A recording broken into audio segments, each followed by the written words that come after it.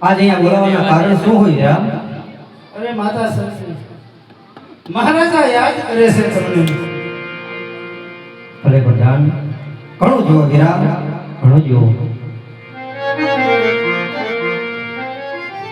અરે હા, કોકણગઢની મારી પાસે પરણી આવ્યા. આજ આટલો બધો સમય તો કોઈ દિવસ મેં મારા સ્વામીનાથના મુખ ઉદાસ આટલા જોયા નથી. લાગે છે કાંઈ તો મારા સ્વામીનાથ મૂંઝવણમાં હોય એવું મને લાગી રહ્યું છે આજ.